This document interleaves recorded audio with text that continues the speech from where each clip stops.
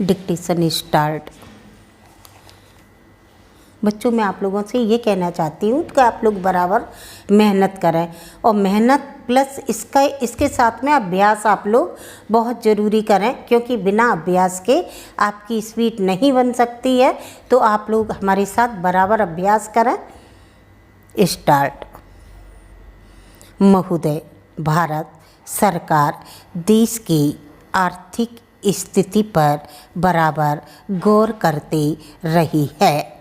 मैंने संसद के अपने पिछले अभिभाषण में थोक दामों में थोड़ी कमी का उल्लेख किया था।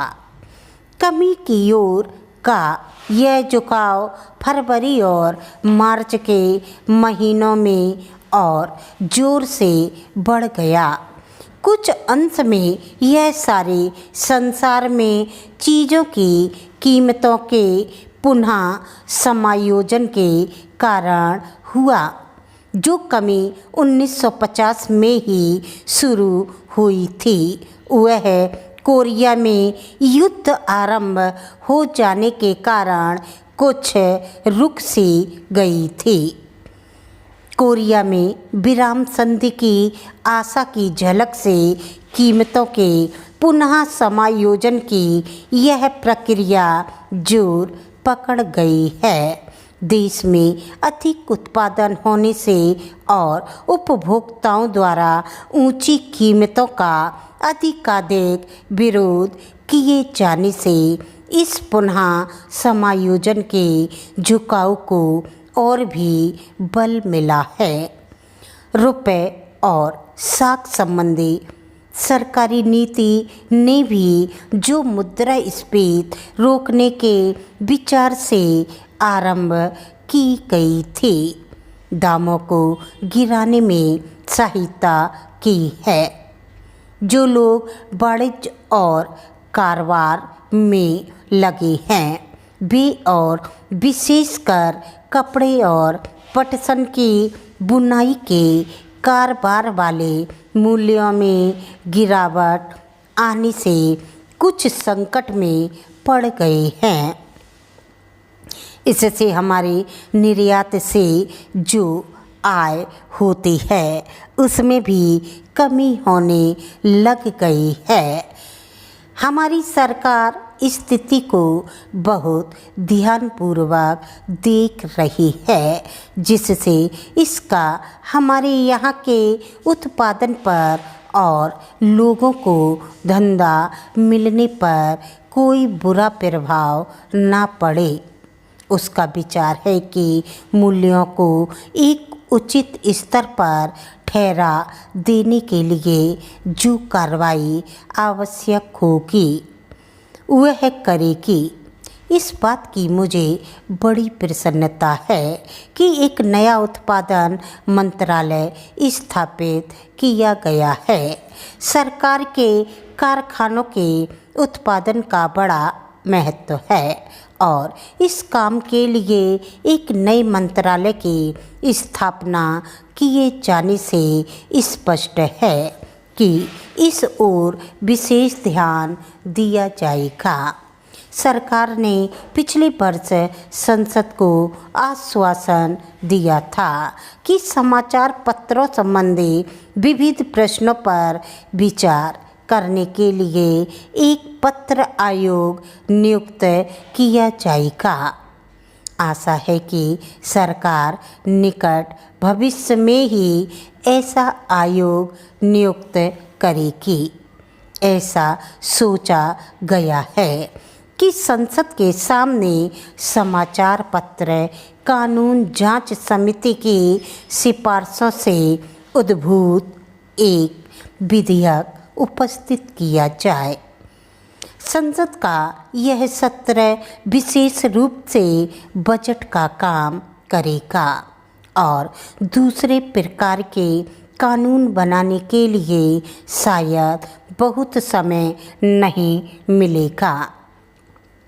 1952-53 के वित्तीय वर्ष के लिए भारत सरकार की आय व्यय का अनुमान पत्र पेश किया जाएगा और लोकसभा के सदस्यों को खर्च की मांगों पर विचार करके उनको पारित करना होगा। अंतरकालीन संसद के अंतिम सत्र के बाद सौराष्ट्र पोर्ट डेवलपमेंट लेवी का निरसन करने के लिए एक अध्यादेश जारी करना आवश्यक हो गया था। वह अध्यादेश आपके सामने एक नए विधेयक के रूप में आएगा और आपसे निवेदन किया जाएगा कि आप उस विचार पर विचार करें और उसको पारित करें। एक दूसरा अध्याय 1950 को जारी रखने के लिए जारी किया जाएगा। सुदीर्घ काल की पराधीनता के बाद भारत ने स्वतंत्रता प्राप्त की है। सब कुछ सहकर भी इस स्वतंत्रता को बनाए रखना है, बचाना है और बढ़ाना है, क्योंकि इसी स्वतंत्रता के आधार पर ही तो प्रगति की जा सकती है।